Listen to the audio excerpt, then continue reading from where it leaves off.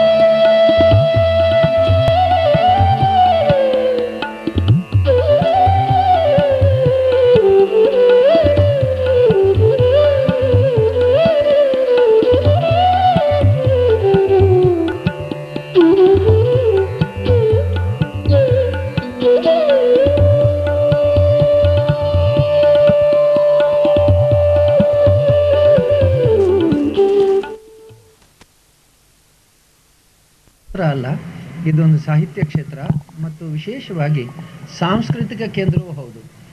ನಾನು ಬಾಲ್ಯದಿಂದಲೂ ಇದು ಓಡಾಡಿದ ಒಂದು ಊರು. ಯಾಕೆಂದರೆ ನನ್ನ ತಾಯಿ ಶ್ರೀಮತಿ ರತ್ನಮ್ಮನವರು ಮೂಡುಬಿದಿರೆಯವರು ಮತ್ತು ನನ್ನ ಮಡದಿ ಹೇಮಾವತಿ ಕೂಡ ಇದೇ ಊರಿನಲ್ಲಿ ಹುಟ್ಟಿ ಬೆಳೆದು ಇಲ್ಲೇ ಜೈನ್ ಹೈಸ್ಕೂಲ್ ಶಾಲೆಗೆ ಹೋಗಿ ಓದಿದವಳು. ಹಾಗಾಗಿ ನನಗೆ ಸಣ್ಣ ವಯಸ್ಸಿನಿಂದಲೂ ಮೂಡುಬಿದಿರೆ ಅತ್ಯಂತ ಪ್ರಿಯವಾದದ್ದು. ನಾನು ರಜೆಯಲ್ಲಿ ಬಂದು ಕನಿಷ್ಠ 10 ರಿಂದ 15 ದಿವಸ ಮೂಡುಬಿದಿರೆ ನಾನು ಇರ್ತಿದ್ದೆ. ಅಂದಿನಿಂದ ಇಂದಿನವರೆಗೆ ನಾನು ಗಮನಿಸಿದ್ದೇನು ಅಂತಂದರೆ, ಇಲ್ಲಿ ಸದಾ ಸಾಹಿತ್ಯಿಕ ಸಾಂಸ್ಕೃತಿಕ ಚಟುವಟಿಕೆಗಳು ನಡೀತಾ ಇರ್ತದೆ. ಜೈನ ಮಠ, ಅದರ ಜೊತೆಗೆ ಇಲ್ಲಿರ್ತಕ್ಕಂಥ ಅನೇಕ ಹಿಂದೂ ಕ್ಷೇತ್ರಗಳು ಕೂಡ ಚಟುವಟಿಕೆಯ ಒಂದು ಕೇಂದ್ರ ಬಿಂದು. ರಾಜಕೀಯವಾಗಿ, ಅದೇ ರೀತಿಯಲ್ಲಿ ಆರ್ಥಿಕವಾಗಿ, ಸಾಮಾಜಿಕವಾಗಿ ಮತ್ತು ಇನ್ನಿತರ ಎಲ್ಲ ರಂಗಗಳಲ್ಲಿ ಕೂಡ ಮೂಡುಬಿದಿರೆ ಒಂದು ಗಮನಾರ್ಹವಾದಂಥ ಒಂದು ಕೇಂದ್ರ. ಇಲ್ಲಿ ಇರ್ತಕ್ಕಂಥ ಶಾಲೆಗಳು, ಅದು ಜೈನ್ ಹೈಸ್ಕೂಲ್ ಇರ್ಬೋದು, ಮಹಾವೀರ ಕಾಲೇಜ್ ಇರ್ಬೋದು, ಅಥವಾ ಈಗ ಧವಳಾ ಕಾಲೇಜ್ ಇರ್ಬೋದು, ಆಳ್ವಾಸ್ ಎಜುಕೇಷನ್ ಸಂಸ್ಥೆಗಳಿರ್ಬೋದು, ಈ ಎಲ್ಲ ಸಂಸ್ಥೆಗಳು ಕೂಡ ಈಗ ಮಾಡಿರ್ತಕ್ಕಂಥ ಪ್ರಗತಿ ನಮ್ಮ ಜಿಲ್ಲೆಯಲ್ಲಿ ಮಾತ್ರ ಅಲ್ಲ, ಕರ್ನಾಟಕದಲ್ಲಿ ಕೂಡ ಜನ ಮೂಡುಬಿದಿರೆ ಕಡೆಗೆ ಗಮನ ಹರಿಸುವಂತಾಗಿದೆ.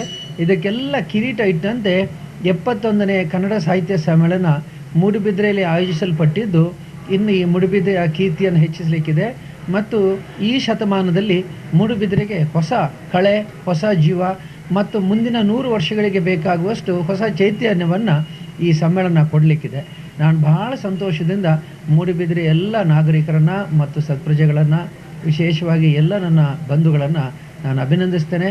ಮತ್ತು ಮೂಡುಬಿದಿರೆ ಇನ್ನೂ ಹೆಚ್ಚು ಆಕರ್ಷಣೀಯವಾಗಿ ಆಗಬೇಕಾಗಿದ್ದರೆ ಇಲ್ಲಿಯ 1000 ಕಂಬದ ಬಸದಿ ಅಥವಾ ಇಲ್ಲಿ ಇರ್ತಕ್ಕಂಥ ತ್ರಿಭುವನ ತಿಲಕ ಚೂಡಾಮಣಿ ಮಂದಿರ ಇನ್ನೂ ಬೇಗ ಜೀರ್ಣೋದ್ಧಾರವಾಗಿ ತಲೆ ಎತ್ತಿ ನಿಲ್ಲಬೇಕು. ಆಗ ಇನ್ನೂ ಹೆಚ್ಚು ಇದು ವಿದೇಶಿಯರ ಆಕರ್ಷಣೆಗೆ, ನಮ್ಮ ದೇಶೀಯರ ಮಾತ್ರ ಅಲ್ಲ, ವಿದೇಶಿಯರ ಆಕರ್ಷಣೆಗೆ ಕೂಡ ಒಳಪಡಬೇಕೆನ್ನುವುದೇ ನನ್ನ ಆಸೆ. ಎಲ್ಲರಿಗೂ ಶ್ರೀ ಮಂಜುನಾಥ ಸ್ವಾಮಿ ಆಶೀರ್ವಾದ ಇರಲಿ.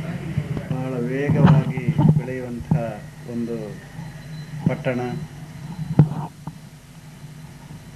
ಅವಿಭಾಜ್ಯ ದಕ್ಷಿಣ ಕನ್ನಡ ಜಿಲ್ಲೆಯಲ್ಲಿ ಮೂಡುಬಿದಿರೆಯಷ್ಟು ತೀವ್ರಗತಿಯಾಗಿ ಬೆಳೆಯುವಂಥ ಪಟ್ಟಣ ಇನ್ನೊಂದಿಲ್ಲ. ಇವತ್ತು ತಾಲೂಕು ಆಗದಿದ್ದರೂ ಕೂಡ ತಾಲೂಕಿನ ಎಲ್ಲ ವ್ಯವಸ್ಥೆಗಳು ಮೂಡುಬಿದ್ರೆಯಲ್ಲಿ ಇದೆ. ಇವಾಗಲೇ ಮೂಡುಬಿದ್ರೆಯ ನಾಡ ಕಚೇರಿಯಲ್ಲಿ ತಹಶೀಲ್ದಾರ್ ಇದ್ದಾರೆ. ಅದೇ ರೀತಿ ಕಂಪ್ಯೂಟರ್ RTC ಕೂಡ ಇವತ್ತು ಮೂಡುಬಿದ್ರೆಯಲ್ಲಿ ಈ ಭಾಗದ ಜನರಿಗೆ ಸಿಗ್ತದೆ. ಶೈಕ್ಷಣಿಕವಾಗಿ ಕೂಡ ಮೂಡುಬಿದ್ರೆ ಇಡೀ ಅವಿಭಾಜ್ಯ ದಕ್ಷಿಣ ಕನ್ನಡ ಜಿಲ್ಲೆಯಲ್ಲಿ ಬಹಳ ಮುಂದುವರೆದಿದೆ ಎಂಬ ಮಾತನ್ನು ಹೇಳಿಕ್ಕೆ ನಾನು ಇಚ್ಛಿಸ್ತೇನೆ. ಇಲ್ಲಿಯ ಪರಿಸರದ ಜನರು ಆ ನಿಟ್ಟಿನಲ್ಲಿ ಇರುವುದರಿಂದ ನಮ್ಮ ಕಾರ್ಮಿಕರು ಕೂಡ ಒಳ್ಳೆಯ ಪ್ರವೃತ್ತಿಯವರಾದ್ದರಿಂದ ನಮ್ಮ ಬೆಳವಣಿಗೆಗೆ, ನಮ್ಮ ಉದ್ದಿಮೆ ಬೆಳವಣಿಗೆಗೆ ಒಂದು ಪೂರಕವಾಗಿದೆ. ಜಾತಿ, ಮತ, ಧರ್ಮದ ಎಲ್ಲೆ ಮೀರಿ ಅತ್ಯಂತ ಉತ್ತಮವಾಗಿ ಬೆಳೆದು ಬಂದಿದೆ. ಕಲಾರಾಧಕರು, ಕಲಾಸಕ್ತರು ಇಲ್ಲಿ ಮೂಡುಬಿದಿರೆಯಲ್ಲಿ ಅತಿ ಹೆಚ್ಚಿನ ಸಂಖ್ಯೆಯಲ್ಲಿದ್ದು ಇದೊಂದು ಅತ್ಯುತ್ತಮ ನಾಡಾಗಿ ಬೆಳೆದು ಬಂದಿದೆ.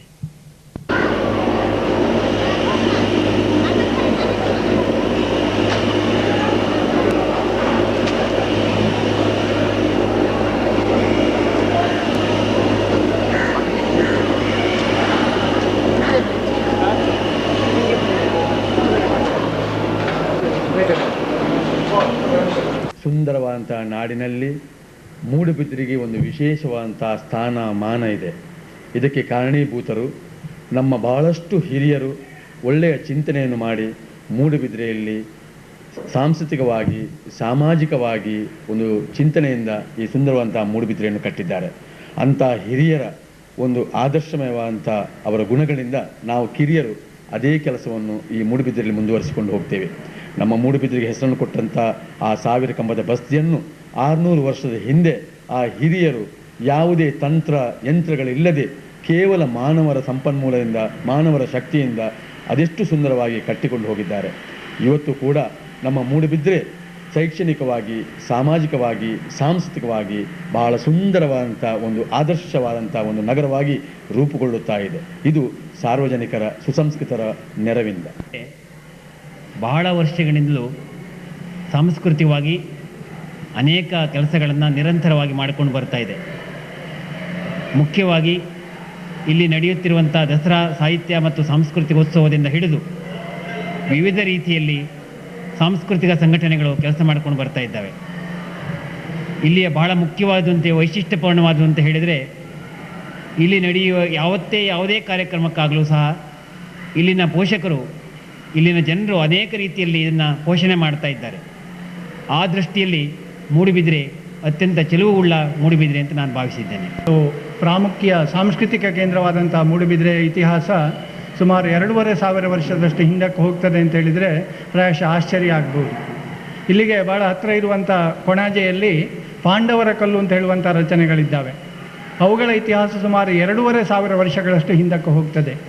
ಆಮೇಲೆ ಮೂಡುಬಿದಿರೆ ಸ್ಥಳದ ಇತಿಹಾಸವನ್ನು ನಾವು ಪರಿಗಣಿಸುವುದಾದರೆ ಪ್ರಾಯಶಃ ಕ್ರಿಸ್ತಶಕ ಸುಮಾರು 13ನೇ ಶತಮಾನದಷ್ಟು ಹಿಂದಕ್ಕೆ ಇದರ ಇತಿಹಾಸವನ್ನು ಒಯ್ಯಲಿಕ್ಕೆ ಸಾಧ್ಯ ಆಗ್ತದೆ.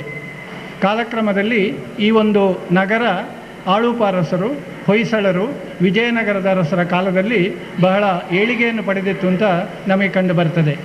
ಅಲ್ಲದೆ ಇಲ್ಲಿಯ ಸ್ಥಳೀಯ ಅರಸುಮನೆತನದವರಾದಂತಹ ಚೌಟ ಅರಸರು ಕೂಡ ಇಲ್ಲಿಯ ಸಾಂಸ್ಕೃತಿಕ, ಧಾರ್ಮಿಕ ಕ್ರಿಯಾ ಭಾಗಗಳಲ್ಲಿ, ಆ ವಾಸ್ತುಶಿಲ್ಪಗಳ ರಚನೆಗಳಲ್ಲಿ ಅತ್ಯಂತ ಮಹತ್ವದ ಕೊಡುಗೆಗಳನ್ನು ಕೊಟ್ಟದ್ದನ್ನು ನಾವು ಕಾಣುತ್ತೇವೆ. ಚೆಲುವ ಮೂಡುಬಿದಿರೆ ಶೀಘ್ರದಲ್ಲಿ ಬಿಡುಗಡೆ ನಿರೀಕ್ಷಿಸಿರಿ. ಶೇಖರ ಅಜೇಕರ್ ಅವರ ಮೂಡುಬಿದಿರೆ ಕುರಿತ ಕೃತಿ ಈಗಾಗಲೇ ಮಾರುಕಟ್ಟೆಯಲ್ಲಿ ಲಭ್ಯ.